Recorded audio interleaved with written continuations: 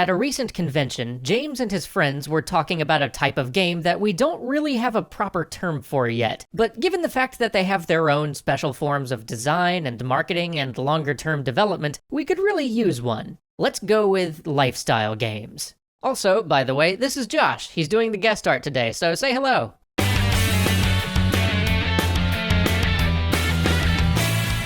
Sometimes a game is more than just a game. It's a lifestyle. You play it more than any other game. Your social life revolves around it. You study it, you talk about it with your friends, you watch other people play it on Twitch. You make friends over this game, and you find yourself spending less time with the friends who don't play it. Your humor involves a lot of jokes about the game, and your daydreams often wander to it. League of Legends, World of Warcraft, Call of Duty, Overwatch, and even Madden often fall into this category. And there is nothing wrong with that, within reason. There are plenty of people who make a lifestyle out of this sort of thing in a healthy and positive way. It can give people a social circle that they might not otherwise have had, and give them something to always think about and look forward to. But it's hard to have a good design conversation around games like these when we've never really had the terminology to help us conceptualize all of these games fitting into one basket. Usually when we talk about Dota or Warcraft or Call of Duty, we talk about them as a MOBA, an MMORPG, and an FPS. We talk about how they relate to their genres, rather than talking about what they have in common with each other. So we haven't really talked enough about how to make them better both at being lifestyle games and at being so in a humane and positive way.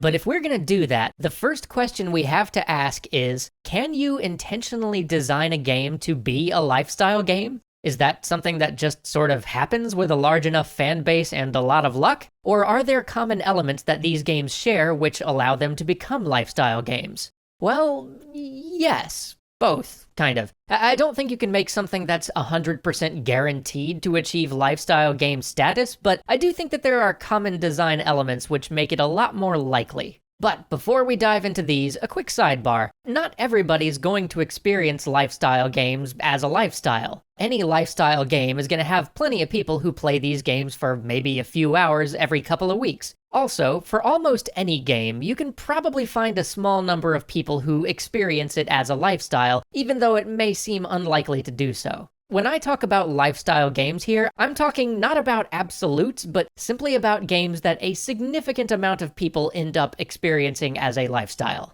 So, with that caveat, what elements seem to improve the likelihood that a game becomes a lifestyle game? Well, it has to have robust social interaction, because we're social creatures, and even the most introverted of us wants at least the potential opportunity to share something as meaningful to them as a lifestyle pursuit with other people. Next, it needs functionally infinite content. If it doesn't have that, it cannot become a lifestyle, because people are just going to exhaust what's there and move on. Often, this infinite content comes in the form of competition against other people, because the people you play against are a varied, interesting, and potentially inexhaustible well of content. But infinite content could also come in the form of procedural generation, or with cases like World of Warcraft, it could come in the form of a lot of things that take a lot of time to do, like acquiring all of the best raid loot. When content takes that long to master, the devs have time to make more of it before any but the hardest core players have exhausted what's already there.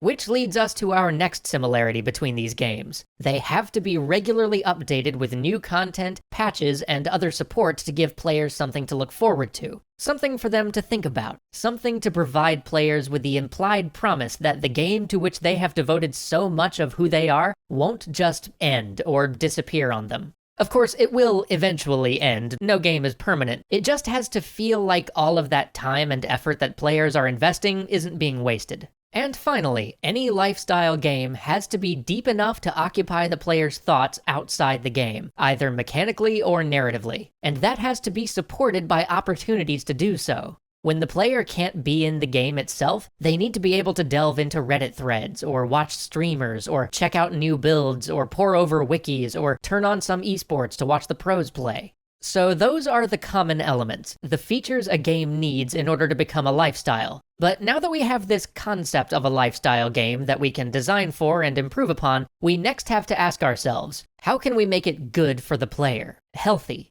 I mean, I've played my share of lifestyle games that felt more like an obsession, where I put them down after a while and it felt like waking up from a stupor, where the last few weeks or months or years of my life just felt like a blur, like the game stole that time from me. But there have been others that I played where I made lifelong friends, and I came away feeling like, yeah, that was a massive investment of time, but I got something valuable from that time. I formed relationships, I learned something about myself or about the world. That first type of game, the obsession game, those usually involve a great deal of Skinner boxing. We've done a whole episode on that topic before, but suffice it to say, don't do that, please. I mean, as a designer, you're probably not going to be able to avoid putting some treadmills into a game that's meant to be played for 1,000 hours, but if the game is about the treadmill, if there's no other reason to play it, then you've done something very wrong. But avoiding harmful design like that is the easy part. The harder question is, how do we actually put positive elements into these games? Well, first, you can include real-world skills as part of play. The simplest is stuff like leadership and teamwork. Allowing people to practice those for thousands of hours as part of their lifestyle pursuit is a powerful thing, and I'm sure that many of you have stories of how you learned to work in a team or learned to be a better leader through play. Many lifestyle games also get the player to practice math, whether it's the advanced math that sometimes goes into figuring out what equipment you should use, or simply forcing the player to get really good at doing quick arithmetic in their head. These are skills that stick with people long after the game itself has been put away. And there's all kinds of meaningful experiences that you can build into the world and the lore of your lifestyle game. If your game is suited for it, there can even be opportunities for a bit of tangential learning about history or mythology. Finally, let your game help people build friendships. Have your company organize events like Friday Night Magic, or build in tools that allow players to stay in touch and hang out, even when they're not looking to be super hardcore about your game. Give them moments of triumph to celebrate not as individuals, but together. And don't be embarrassed when your game gives them something to laugh about. So whether it be Magic the Gathering, or Street Fighter, or League, or Dota, lifestyle games come in all flavors. And yes, they may come from different genres, CCG, fighting game, MOBA, or MMO, but those labels don't adequately describe the experience that these games are providing. So it's time we start thinking about how we can design better, more compelling versions of these games which lives will, for some time, revolve around. We can get even better at making these, whether it be on the practical side by making these experiences better at being lifestyle experiences, or on the moral side by Skinner boxing less and giving players something to take with them when they finally put the game down. We can do better. See you next time.